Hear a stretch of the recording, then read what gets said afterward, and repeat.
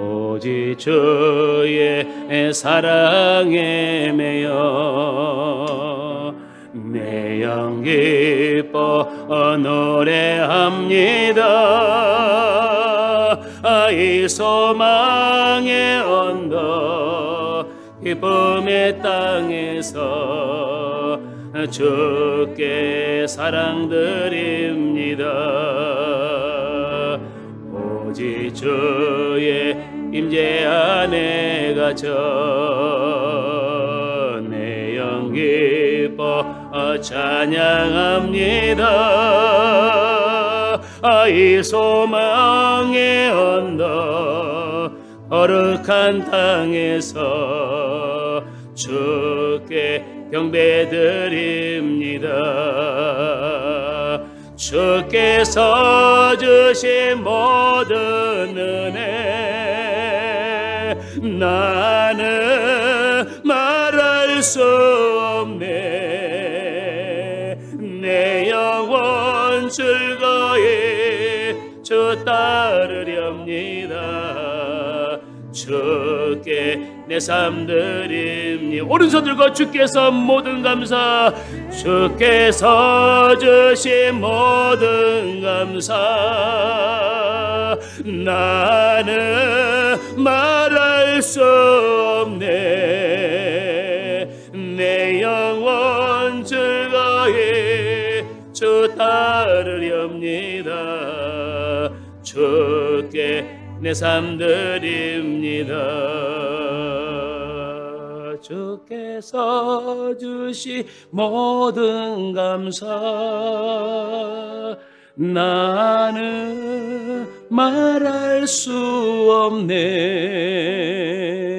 내 영혼 즐거이 주 따르렵니다. 주께 내 삶 드립니다.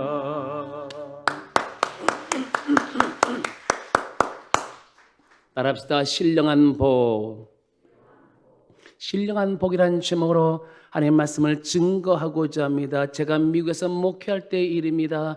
제가 TV를 켰는데 그 TV에서 아프리카 남부 지역에 있는 땅과 가뭄으로 인해서 고통을 당하는 주민들을 보여주고 있었습니다. 그리고 아프리카 장관이 나와서 이런 말을 하는 것이었습니다. 우리 땅은 오랜 세월 동안 가뭄으로 인해서 박토가 되었습니다. 우리나라는 도움이 절실히 필요합니다. 우리를 도와달라고 하소연하면서 눈물을 글썽거리는 장면을 본 적이 있었습니다. 이후에 한국의 기독교 단체들은 한국교회와 함께 아프리카 지역에 물 퍼지기 운동을 전개하였고 지금도 계속해서 물 퍼지기 운동을 전개하고 있습니다. 이렇게 못 사는 나라는 잘 사는 나라에게 도움을 청하고 손을 내밀고 있습니다. 그러기에 잘 사는 나라에 산다는 것은 복이라고 말할 수 있다는 것입니다. 그러나 사람들은 너나 할 것 없이 잘 사는 나라에 살든 못 사는 나라에 살든 모두 다 복을 받기를 원한다는 것입니다. 이것은 동서고금을 막론하고 모든 인정에 바라고 소원한 것이라고 말할 수 있다는 것입니다. 백인도 복을 받기를 원합니다. 흑인도 복을 받기를 원합니다. 황색 인종도 복을 받기를 원한다는 것입니다. 오늘 이 자리에 앉아있는 성도들도 복을 받기를 원할 것입니다. 복을 받기를 원하시면 아멘 하시기 바랍니다. 정말 복을 받기를 원하시면 다시 한번 아멘 하시기 바랍니다. 그런데 오늘 본문의 말씀을 보시면 우리는 이미 복을 받았다고 말씀하고 있습니다. 우리는 도대체 무슨 복을 받았습니까? 여러분, 우리는 도대체 무슨 복을 받았다는 것입니까? 거기에 대해서 오늘 본문 말씀에서 우리에게 증거해 놓고 있습니다. 첫째로 우리는 지난 주일에 우리가 예수를 믿어 하나님의 자녀가 되는 신령한 복을 받았다고 말씀하였습니다. 두 번째로 우리가 예수 그리스도를 믿음으로 하나님의 자녀로 삼으신 목적이 있습니다. 그러면 왜 우리를 예수 그리스도를 믿음으로 하나님의 자녀로 삼으신 목적이 도대체 무엇이라고 여러분들은 생각하십니까? 거기에 대해서 오늘 본문 6절에서 말씀해 놓고 있습니다. 본문 6절의 말씀 다 같이 한번 6절을 합독하겠습니다. 이는 그가 사랑하는 자 안에서 우리에게 거저 주시는 바 그의 은혜의 영광을 찬송하게 하려는 것이라. 여기 보시면 우리를 예수 그리스도를 믿음으로 하나님의 자녀가 된 목적은 하나님의 은혜를 찬송하는 데 있다고 말씀하였습니다. 여러분 5절의 말씀을 보실까요? 그 기쁘신 뜻대로. 기준이 뭐예요? 기준이 나에게 있는 게 아니었어요.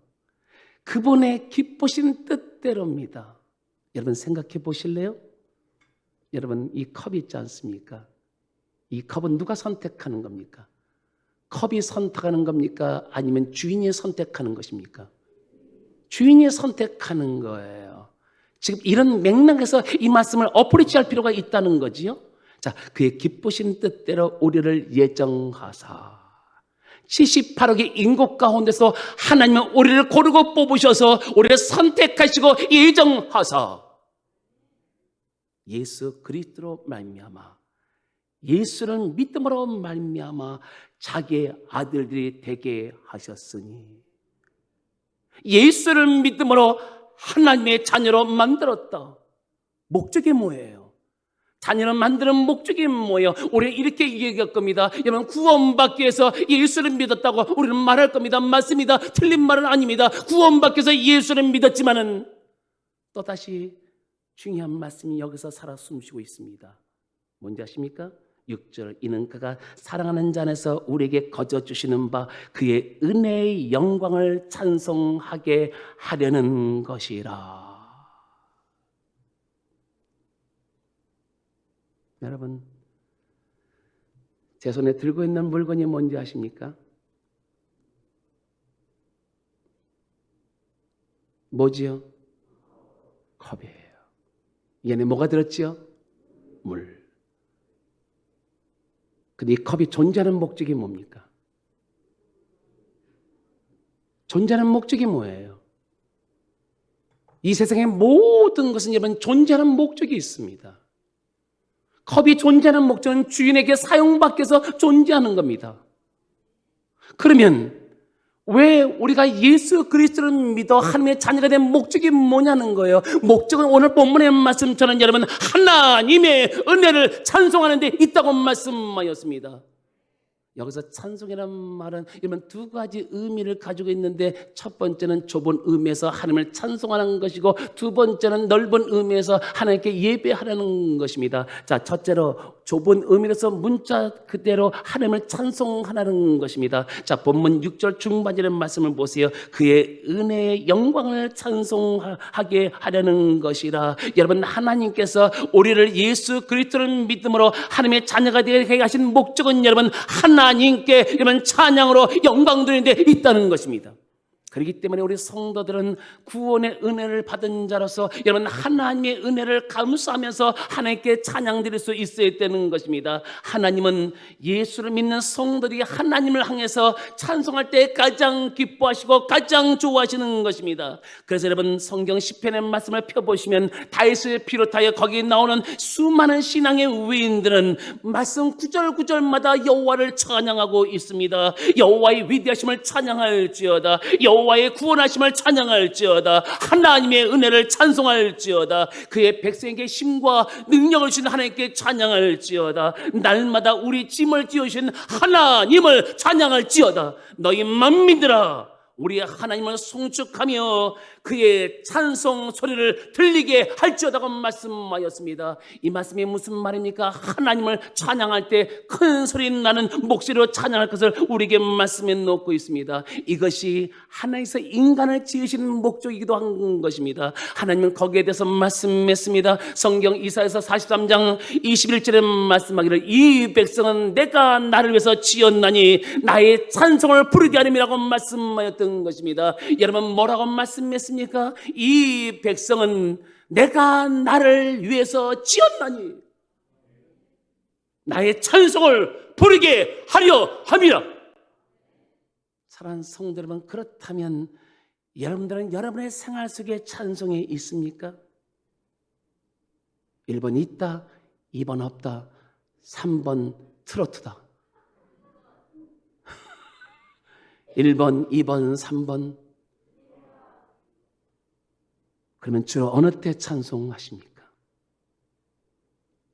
우리는 하나님께 우리에게 베푸신 구원의 은혜를 생각하면서 감사 찬송해야 합니다. 우리는 하나님께서 우리에게 베푸신 각양 은혜를 생각하면서 감사 찬송해야 됩니다. 그뿐만 아니라 오늘 내가 살아 숨쉬고 있다는 그 자체를 생각하면서 여러분 하나님께 찬양 감사할 수 있어야 된다는 것입니다. 그래서 찬송이란 하나님의 은혜 엑기스로 이루어지는 삶이라고 말할 수 있다는 것입니다. 특별히 우리가 어떤 환경에 처해 있더라도 여러분 하나님께 향한 찬송이 끊어지지 말아야 된다는 것입니다. 그렇습니다. 성공할 때도 찬송해야 되고 실패할 때도 찬송해야 합니다. 즐거울 때도 찬송해야 되고 여러분 슬플 때도 찬송해야 합니다. 그리고 또한 일이 잘 풀릴 때도 찬송해야 되고 일이 풀리지 않을 때도 찬송해야 합니다.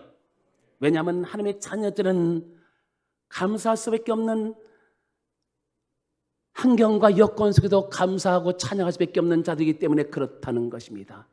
그러면 하나만 찾아볼까요? 현장으로 가보실까요? 하나님이 우리를 창조하신 목적이 뭔가를 성경에서 우리에게 밝힌 말씀에 놓고 있습니다. 자, 이사야서 43장 7절의 말씀을 펴보시기 바랍니다. 이사야서 43장 7절의 말씀을 펴보시면 인간을 창조한 목적이 무엇인가? 자, 창조한 목적, 우리를 택하신 목적이 뭔가를 한번 펴보시기 바랍니다.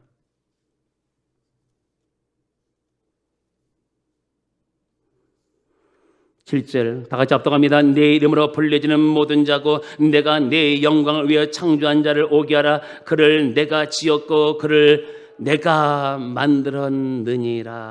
내 이름으로 불려지는 모든 자, 하나님의 자녀를 가리키는 것입니다.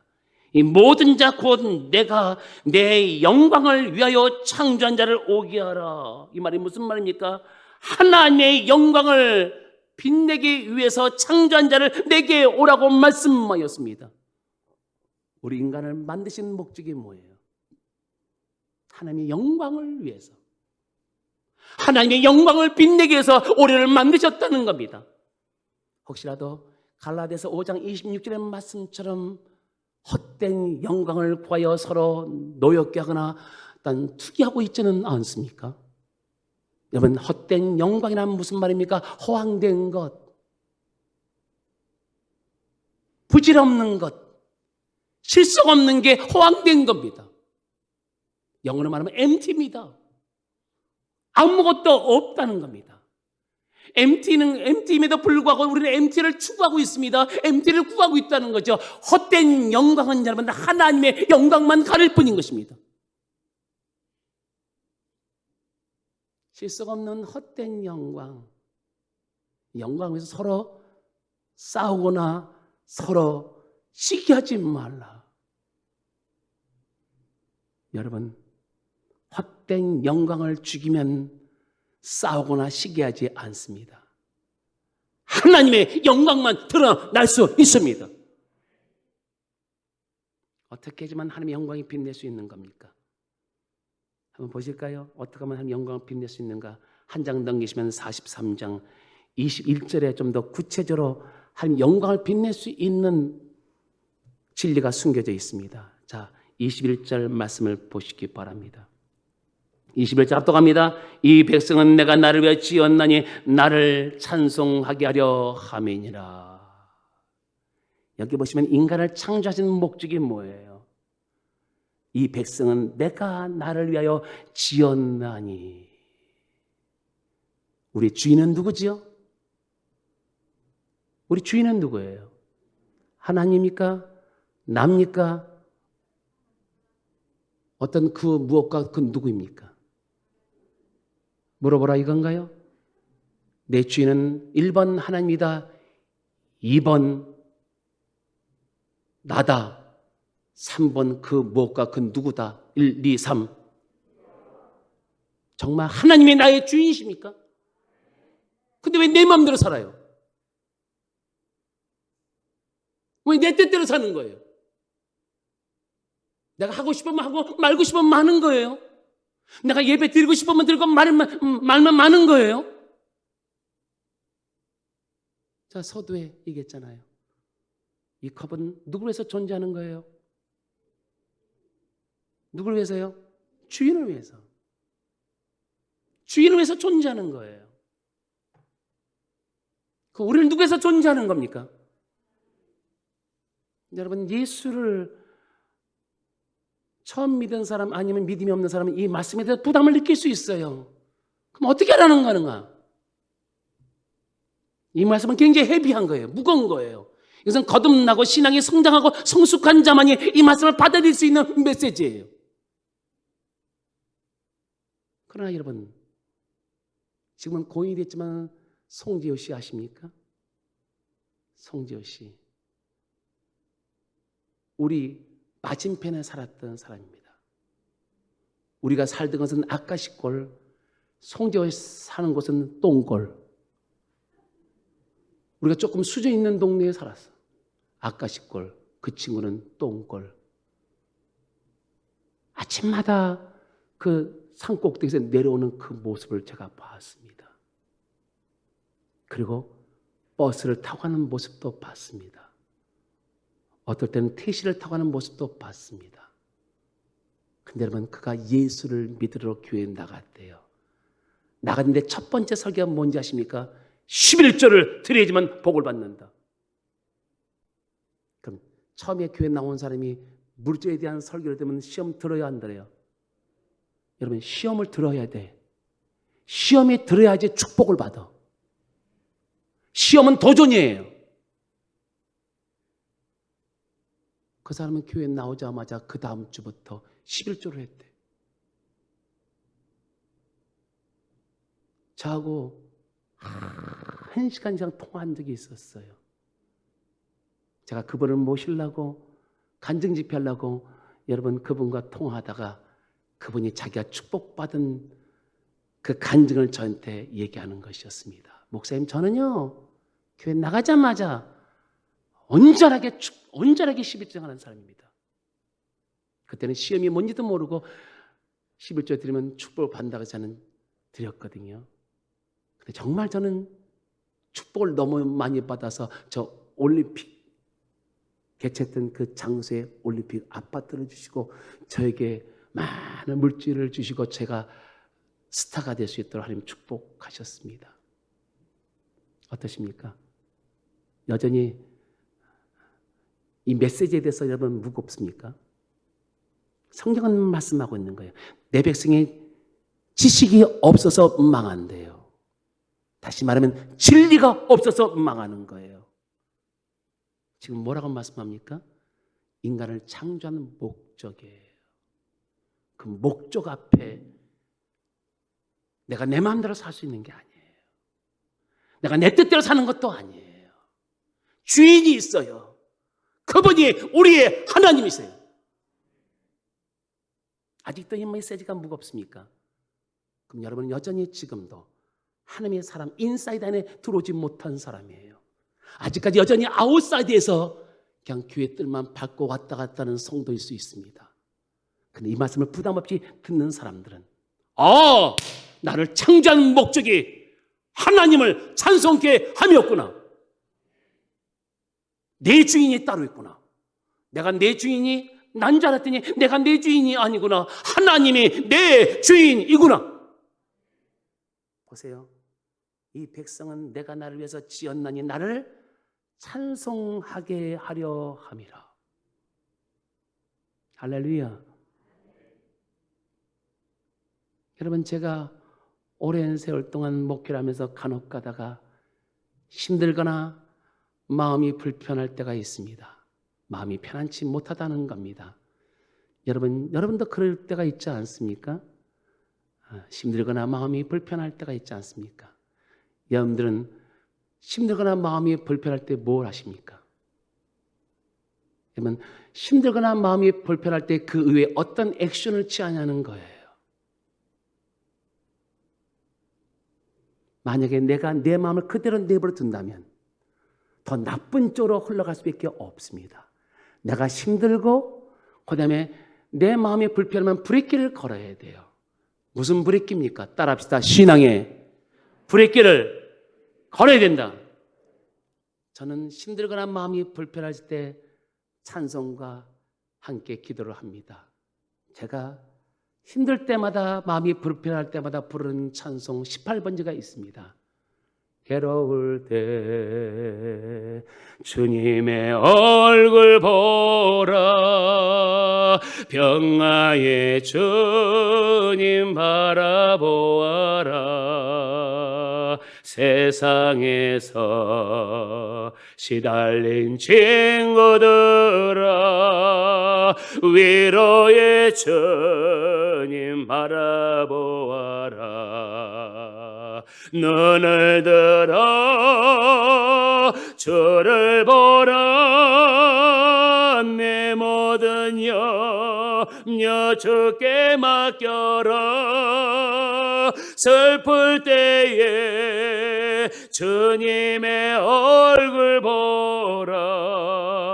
사랑의 주님 안식줄이 다같이 심히 얻고 내 마음 연약할 때 능력의 주님 바라보아라. 주의 이름 부르는 모든 자는 힘주시고 늘 지켜주시. 아멘. 눈을 들어 주를 보라. 내 모든 염려 주께 맡겨라. 슬플 때에 주님의 얼굴 보라. 사랑의 주님 안식처리라. 할렐루야. 저는 이 찬송을 부르고 또 부르고 또 부르고 계속해서 부릅니다. 왠지 아십니까? 하나님의 평화가 임할 때까지 부르고 부르고 또 부르고 또 부르고 또 부릅니다. 그리고 어떨 때는 저는 아란네를 부릅니다. 알았네, 나는 알았네, 이젠 더 피하지 않으리. 주님 앞에 와 나를 맡겼네. 진정 기쁜 나이네. Let's for me, yes, let's for me. 찬양을 계속 부르면 여러분 위로부터 나리는 평화가 임하게 되고요. 더 나가서 왠지 모르게 여러분 주님께서 우리에게 주시는 에너지를 받게 되는 것입니다. 여러분 기독교 역사상 불구의 몸을 가지고 하나님께 영광을 드리면서 살았던 여인 한 분이 있습니다. 그의 이름은 페니 크로스비입니다. 그는 태어난 지 6개월 만에 의사의 실수로 두 눈이 실명해 가고 있었습니다. 그녀는 자라면서 주님께 이런 기도를 하였습니다. 하나님, 저는 소경입니다. 그러나 주님께서 저를 구원시켜 주신 은혜를 감사드립니다. 여러분, 이런 기도는 아무나 할 수 있는 게 아닙니다. 지금 그 여인 앞에 처해 있는 상황이 어떤 상황입니까? 두 눈이 실명하고 있는데 여러분, 하나님 제 두 눈을 열어 주옵시고 대 눈을 고쳐 주옵소서. 이것은 당연한 우리의 마음. 봤어요. 눈이 멀어가고 있는데 나를 구원해 주신 하나님의 은혜를 감사합니다. 이런 기도는 아무나 하는 게 아닙니다. 하나님, 저는 눈은 멀었지만 주님을 위해서 평생토록 살겠습니다. 그냥 그렇게 살기로 다짐하였습니다. 그래서 이 여인은 주님을 위해서 수많은 찬송을 작곡하여 많은 사람을 변화시켰던 것입니다. 그중에서 우리가 자주 부르는 찬송가를 보면 예수로 나의 구주 삼고 오 놀라운 구세주 나의 구세주 나의 갈 길 다가도록 예수 인도하셨네. 예수 나를 위하여 등에 그의 대표적인 곡이 있습니다. 그중에서 찬송가 144장을 보게 되면 예수 나를 위하여 십자가를 지실 때 예수 나를 위하여 십자가를 질 때 세상 죄를 지시고 어쩌다 응하셨네. 예수여 예수여 나의 죄 위하여 보배 피를 흘리니 죄인 받으소서.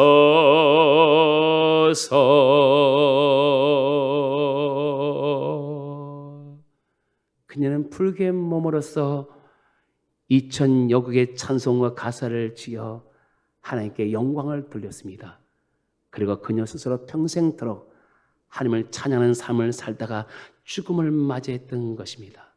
사랑하는 성도 여러분, 우리 입술 속에서도 하나님 향한 감사와 찬양의 목소리가 흘러나와야 될 줄로 믿습니다. 그것도 하나님께서 베풀으신 구원의 은혜와 각종 베풀으신 은혜를 생각하면서 날마다 하나님께 감사와 찬양의 영광을 돌리는 삶을 사시기를 주의 이름으로 축원합니다.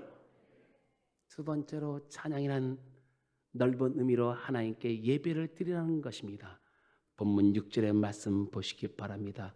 6절, 우리에게 거저 주시는 바 그의 은혜의 영광을 찬송하게 하려는 것이라. 여러분, 하나님께서 우리를 하나님의 자녀로 택하신 목적은 하나님께 예배를 드리기 위해서 택하신 것입니다. 그렇다면 여러분, 우리들이 하나님께 드리는 예배를 소홀히 여기면 안 된다는 것입니다. 다시 여러분 5절의 말씀을 보세요. 5절과 6절의 말씀을 보세요. 그 기쁘신 뜻대로 우리를 예정하자 예수 그리스도로 말미암아 자기 아들이 되게 하셨으니 아들 되게 한 목적, 예수를 믿어 아들 되게 한 목적이 뭐라고 했습니까? 여기 보니까 뭐라고 됐습니까? 우리에게 거저주시는 바 하나님의 은혜 영광을 찬송하려 하는 것이라고 말씀하였던 것입니다.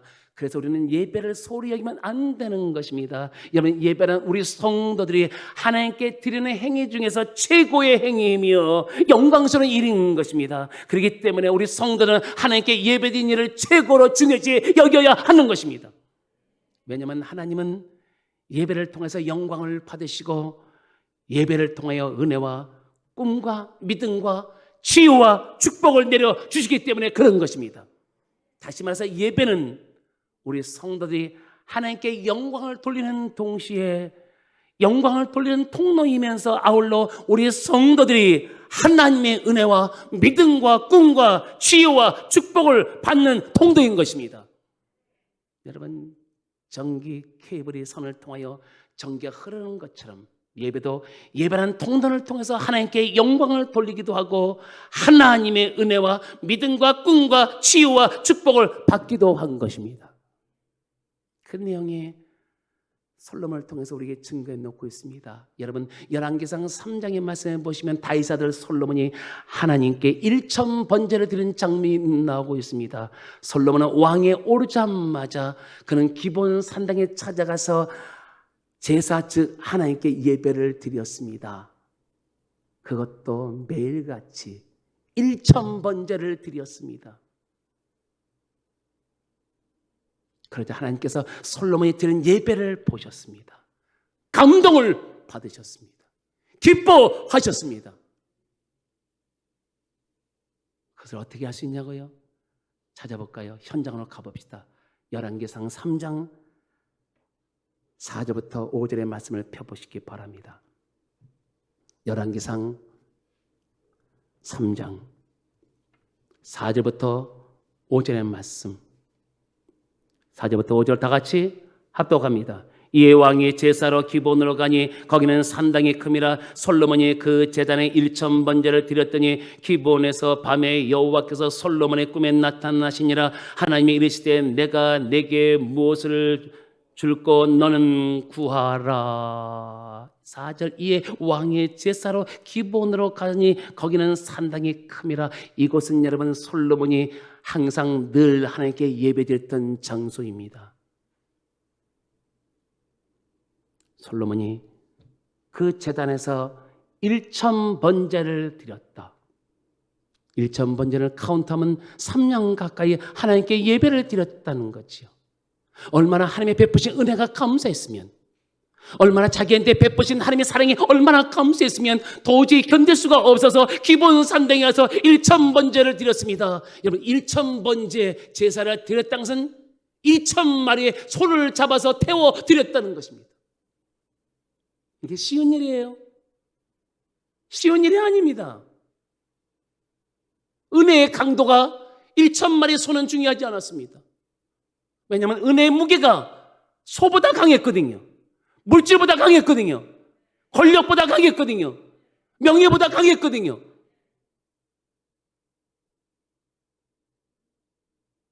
여러분 하나님이 은혜를 잊어버리는 순간 1,000마리 소를 드릴 수 없습니다. 좀 있으면 여러분 자신에게 은혜를 베푸신 그 하나님을 찬양하고 있는 구절이 6절부터 나옵니다.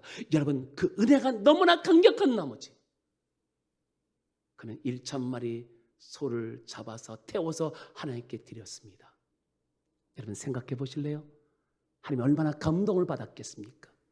감동 안 받아요? 감동 안 받습니까? 감동을 받습니다. 여러분 어떠십니까?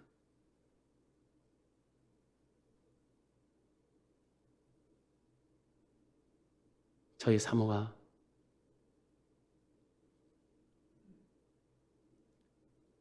양볼 한 볼을 사다 놨습니다. 왜 양복을 사다 놨냐고요? 양복은 많아요. 근데 거의 다 미국 양복. 미국 양복은 여러분 밑에 있는 바지가 나팔 바지 여러분 아십니까?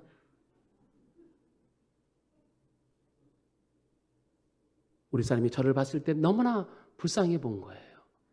맨날 입던 옷 그대로 입고 여전히 겨울에도 양복 한 벌 가지고 서울에 오르락내락하는 그 남편을 보면서 얼마나 찬양하고 불쌍했던지 양복 한 벌을 사다가 놨습니다. 제 마음이 감동돼요? 감동 안 돼요? 우리 사람은 저를 사주는 스타일이 아닙니다. 우리 사람은 자기밖에 모르는 사모입니다. 제가 깜짝 놀란 거예요. 아니 자기 돈을 들여서 내 양복을 사더니 깜짝 놀랐어요. 그 다음에 액션이 뭔지 아십니까? 내 액션이요. 여보 당신 한갑이지? 내가 다음 달에 100만 원 줄게. 한갑 때문에 100만 원을 주는 게 아니에요. 양복 한 벌 사 입은 것. 거기에 감동을 받은 거예요. 하나님 보실래요? 하나님 넘어가 보실래요? 1,000번째예요. 감동 받잖아요. 필링이 안 다가와요. 물어봐야 되나요? 1번 하나님 감동받았다. 2번 감동 안 받았다. 3번 추측은 대답할 수 없다. 1번, 2번, 3번. 추측 아니에요. 그 다음 구절 보시면 우리에게 말씀해 놓고 있습니다. 볼까요? 5절. 기본에서 밤에 여호와께서 솔로몬의 꿈에 나타나셨어요. 찾아오셨다는 겁니다. 그 다음 뭐라고 말씀합니까? 하나님이 이르시되 내가 내게 무엇을 줄고 너는 구하라. 이 말씀이 뭡니까? 다 주겠다는 거예요. 감동받은 장면이에요. 여러분 우리들도 솔로몬처럼 하나님을 좀 감동시켜야 되는 거 아니겠습니까? 아멘. 감동시키지 하나님이 찾아오셔서 내가 너에게 무엇을 줄 거 말씀할 거 아니겠습니까? 오늘처럼 내일이 내일처럼 여러분 주님을 섬긴다면 어떻게 하나님의 감동을 받겠습니까? 신앙이 뭔지 아십니까? 신앙은 생명이에요. 생명은 뭡니까? 자꾸만 성장하고 성숙한 거예요. 자꾸만 여러분 우리는 퇴보하고 있잖아요. 하나님 나 이거 안 할래요. 나 이거 안 드릴래요. 하나님 다 굳잖아요. 따라합시다. 이것은 영적으로 병든 거다. 하나님의 은혜를 은혜됨으로 만들지 못하는 거예요. 하나님의 은혜가 얼마나 큰지 아십니까? 오늘 여기 앉아있는 게 하나님의 은혜가 있기 때문에 여러분이 앉아있습니다. 믿으시면 아멘.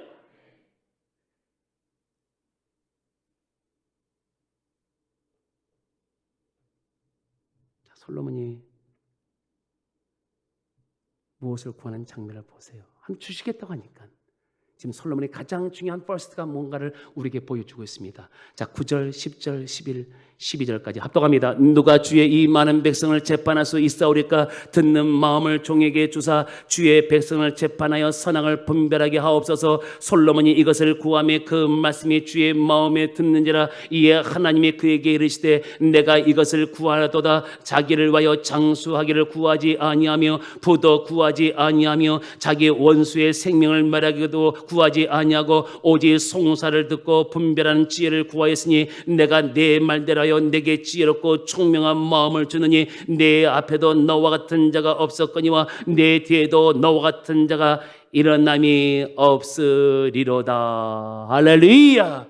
뭘 구했습니다. 자기를 위해서 장수도 구하지 않고 부어도 구하지 않고 그리고 또한 자기 원수들의 생명 말하기도 구하지 않고 오직 하나님의 백성을 재판할 수 있는 분별력을 구했습니다. 여러분 리더가 분별력과 판단력과 통찰력이 없으면 그 단체는 고생뿐이에요. 지금 이스라엘 백성들을 이끌어가는 솔로몬이 지금 현재 분별력과 판단력과 통찰력, 위즈덤을 구하고 있는 거예요.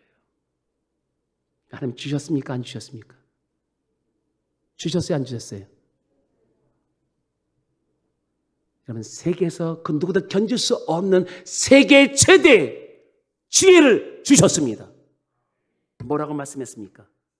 지혜를 주시면서 내 앞에도 너와 같은 자가 없을 거니와 내 뒤에도 너와 같은 자가 일어남이 없다. 세계 최대 지혜를 주셨습니다. 자, 여기서 끝났습니까? 또 여기서 끝나야 됩니다. 근데 하나님이 드라마를 계속 진행하고 있습니다. 솔로몬에게 감동받은 하나님 13절의 말씀 보시면 그 드라마는 계속 진행되고 있습니다. 보실까요? 13절의 말씀 합독합니다. 내가 또 내게 구하지 아니한 부귀와 영광도 내게 주더니 내 평생에 왕들 중에 너와 같은 자가 없을 것이라. 지금 덤으로 받은 축복이 있습니다. 구하지 않은 축복이 뭐지요? 부귀와 영광이에요. 부귀와 영광을 주님께 주셨는데 너와 같은 자가 일어남이 없을 것이라고 말씀했습니다. 그러니까 솔로몬이 최대 부귀와 영광을 받았습니다. 그는 예배를 통하여 하나님을 감동 기쁘게 해드렸고 또 예배를 통하여 세계 지혜를 최대 지혜를 얻었을 뿐만 아니라 생각지도 않았던 부귀와 영광도 얻었던 것입니다. 여러분 우리가 이 말씀을 전해드리면서 예배를 소홀히 여길 수 없습니다. 예배를 최고로 귀하게 여기지 않을 수가 없습니다. 하나님은 오늘도 자기에게 예배로 영광 드린 자를 찾고 있다는 사실을 아십니까? 주님은 거기에 대해서 말씀했습니다. 성경 요한복음 4장 23절 24절 말씀하기를 하나님 영이시니 예배하는 자는 영과 진리로 예배할지니 아버지께서는 이렇게 자기에게 예배한 자를 찾는다고 말씀하였습니다. 여러분 하나님이 찾으시는 대상이 누굽니까? 예배 드리는 자입니다. 예배를 드리도 건성으로 대충 드리는 것이 아니라 신령과 진정으로 드리는 자입니다. 그런 자를 지금 찾고 있습니다. 어떠십니까? 예배를 좋아하십니까? 예배를 싫어하십니까? 아니면 예배를 그저 그렇게 생각하십니까? 1번 예배를 좋아한다. 2번 예배를 싫어한다. 3번 그저 그렇다. 1, 2, 3.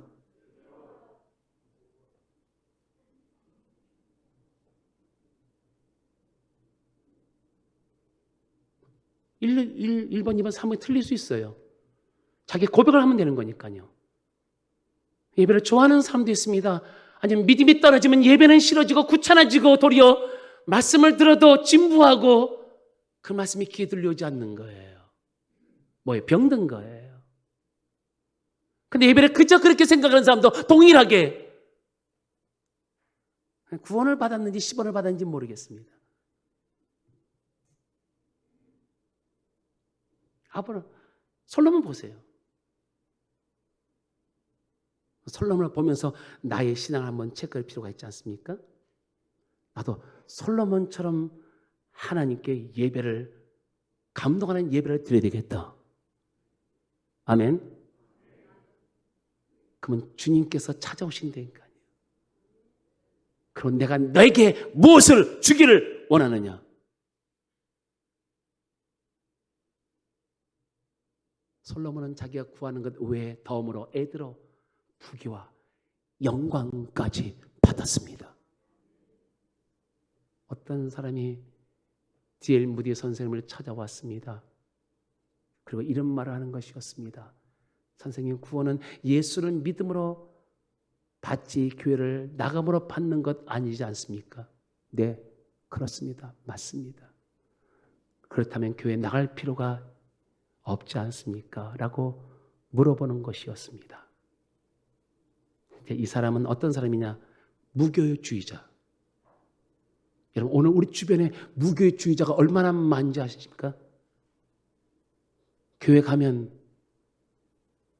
헌금만 강조한다. 교회 가면 믿음과 순종을 푸시한다. 교회 가면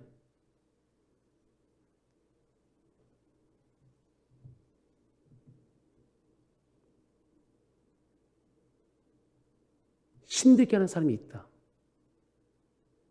그렇다고 해서 교회 안 나와요. 자, 명분이 있습니까? 없습니까? 1번 명분이 있다. 2번 명분이 없다. 1, 2.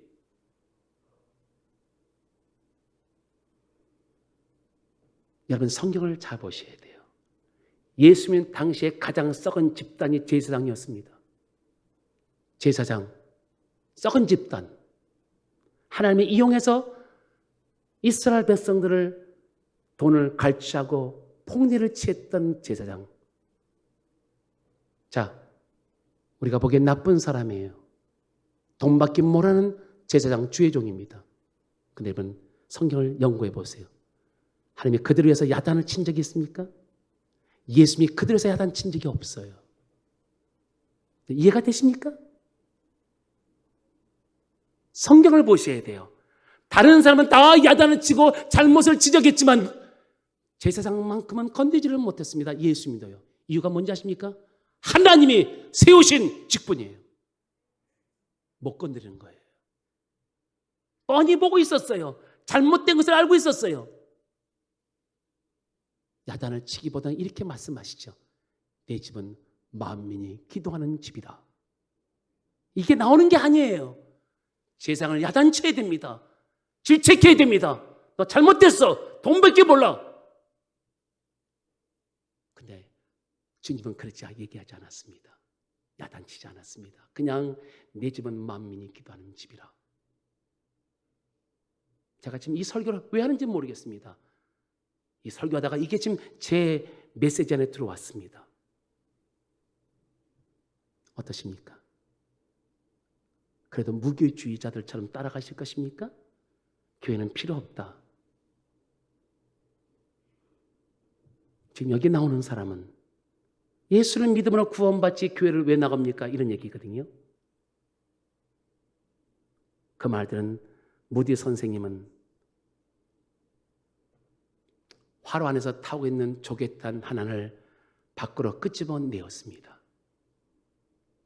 그랬더니 잠시 있다가 활활 타오르는 조개탄이 꺼져버리고 말았습니다. 그는 그것이 무엇을 의미하는 줄을 알았습니다. 여러분도 그것이 무엇을 의미하는지 아십니까? 아십니까? 우리가 교회에 나와 예배를 드리지 않으면 않을수록 우리 믿음이 식어지고 나중에는 믿음의 불이 꺼지게 된다는 것입니다. 그러다 보면 우리가 하나님의 은혜와 믿음과 꿈과 그다음에 치유와 축복을 받는 통도까지 막히게 된다는 것입니다. 사랑하는 성도 여러분, 우리는 예수를 믿어 하나님의 자녀가 되는 신령한 복을 받았습니다. 아무나 예수 믿어 하나님의 자녀가 되는 것은 아닙니다. 창세전에 하나님께 선택한 자만이 예수를 믿어 하나님의 자녀가 될 수 있습니다. 오늘 우리는 예수를 믿어 하나님의 자녀가 되었습니다. 아울러 하늘에 속한 모든 신령한 복을 받았습니다. 이제 하나님의 자녀로 택함 받는 성들이 해야 할 일이 있습니다.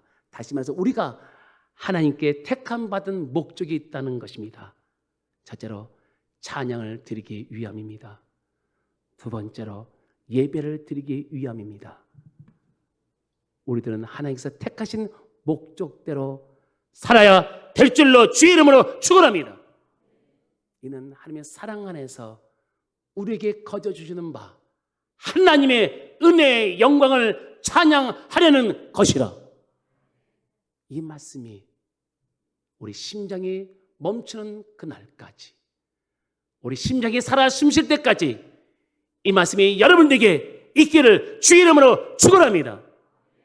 사랑하는 성도 여러분, 우리에게만 거저주시는 하나님의 은혜를 잊지 말고 감사로 표현하시기 바랍니다. 다음 주일 추수감사를 맞이하여 나를 구원해 주신 하나님, 나에게 생명을 주신 하나님, 나를 하나님의 자녀로 만드신 하나님, 나를 천국을 주신 하나님, 그 하나님께 최대한 대로 감사하는 여러분 되기를 주의 이름으로 축원합니다. 축원합니다. 기도하겠습니다. 여러분, 아무나 예수 믿을 수 없습니다. 여러분, 그렇게 생각하는 사람도 있을 거예요. 그냥 교회에 나오면 되지요 라고 말하는 사람이 있습니다. 아니에요. 하나님의 은혜가 임하지 않으면 그 누구도 예수 믿어 하나님의 자녀가 될 수가 없습니다. 우리는 예수 믿어 하나님의 자녀가 됨으로 하늘에 속한 모든 신령한 복을 받은 자들입니다.